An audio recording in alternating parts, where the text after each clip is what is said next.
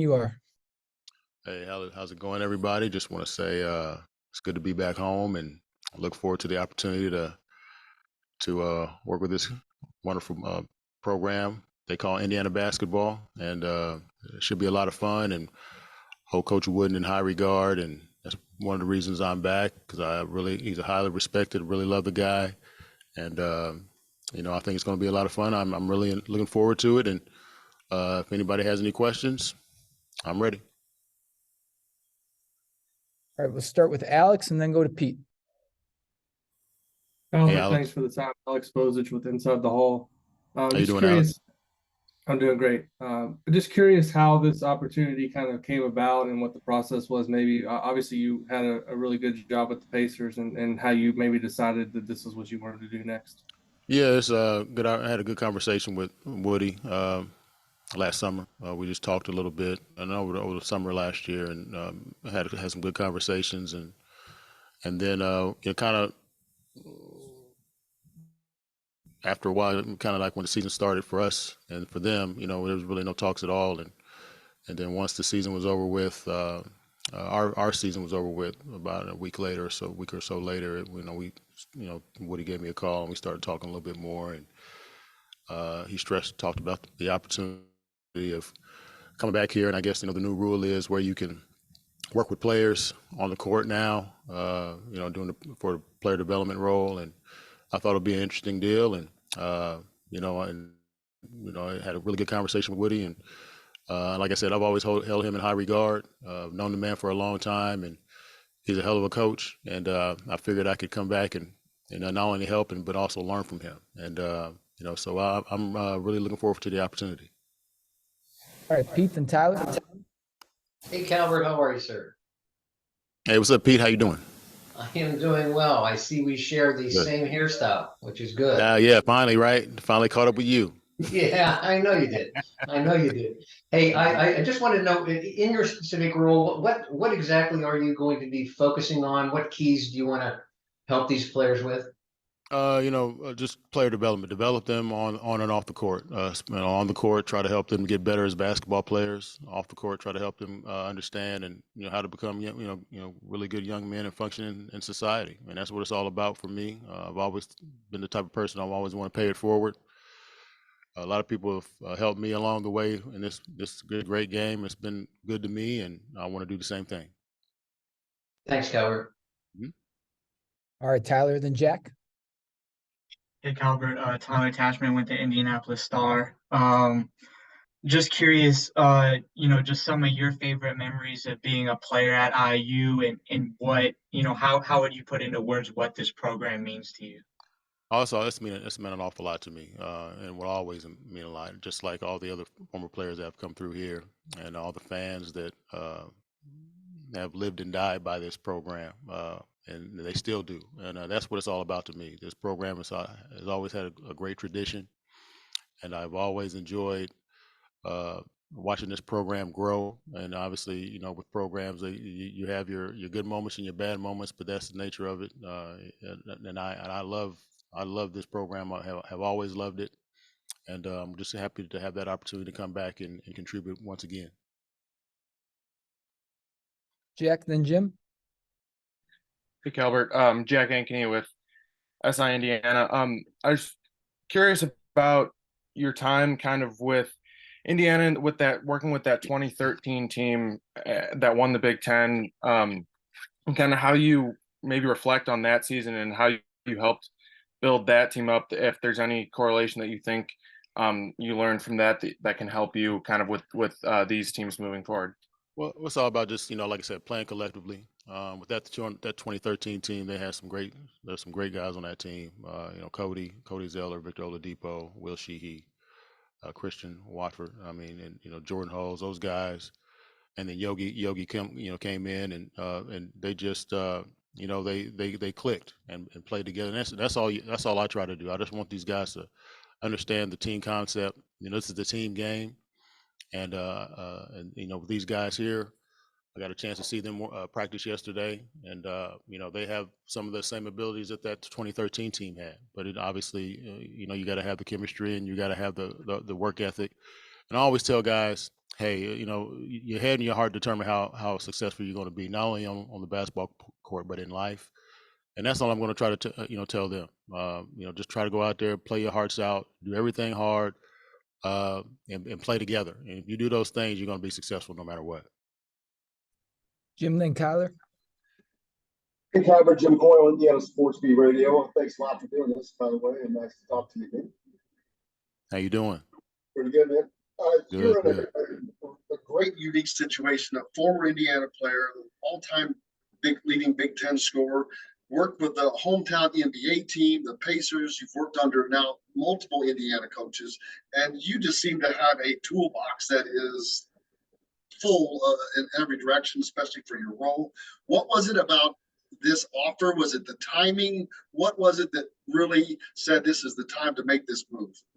Woody, at that time I really hadn't considered coming back to college, and but Woody was a determining factor for me. I have so much respect for the man and what he's done. He's been able to do, and I've known him for a long, forever. I've known him for a long time, even since I was a player here. And so he and his staff, that he's put together is really what brought me here. And the fact that I'm able to be a part of that and is very means a lot to me. And I appreciate Woody for wanting to include me in his dream, so to speak. All right, Kyler, then Mason.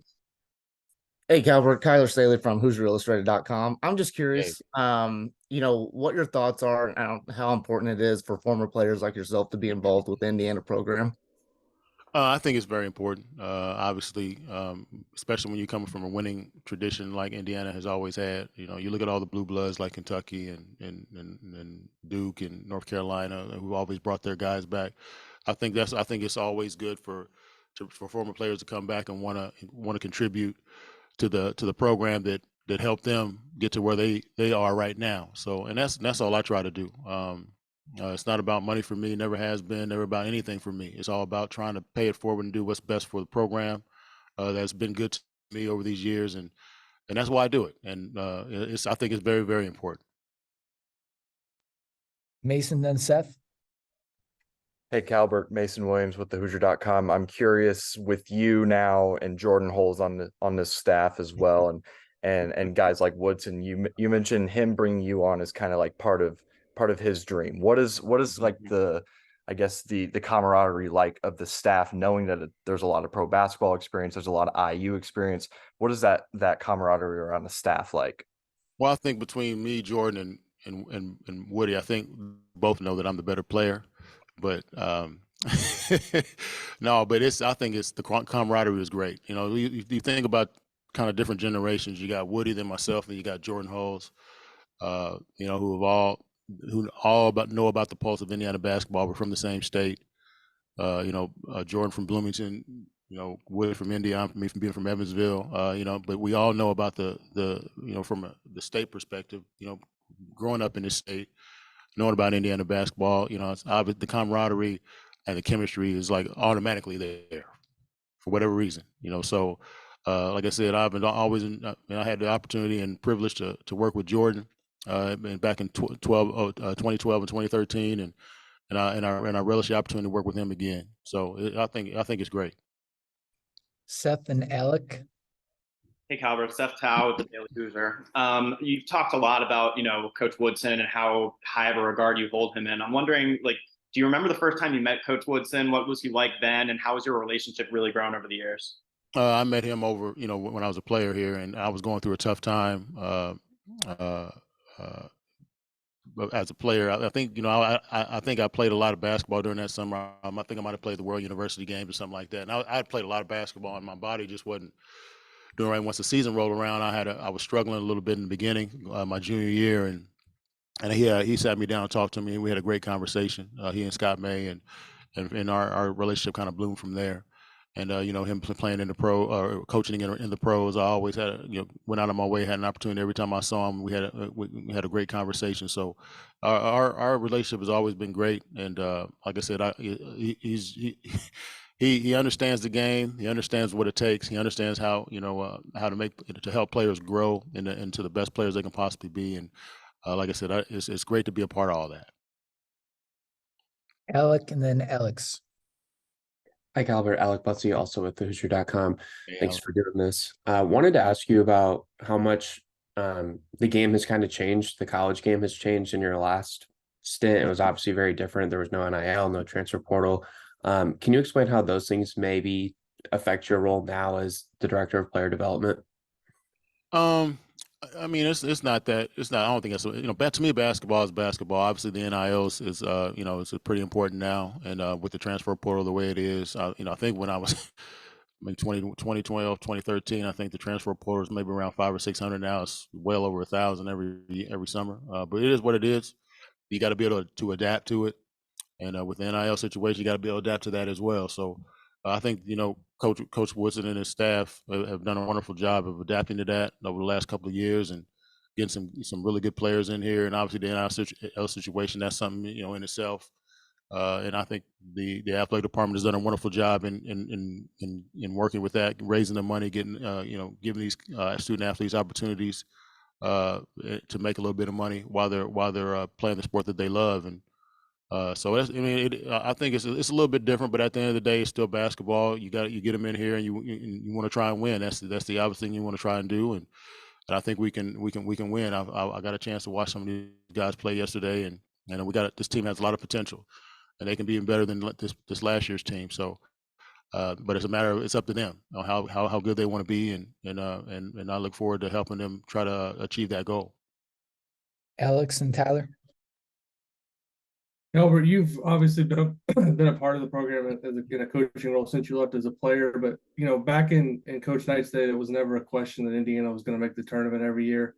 How impressed, I guess, were you that Mike has been able to come in these first 2 years and make the tournament back-to-back years? And how important do you think it is just for the overall health of the program for Indiana to get back to that standard where it's not really a question that they're going to make the tournament every year?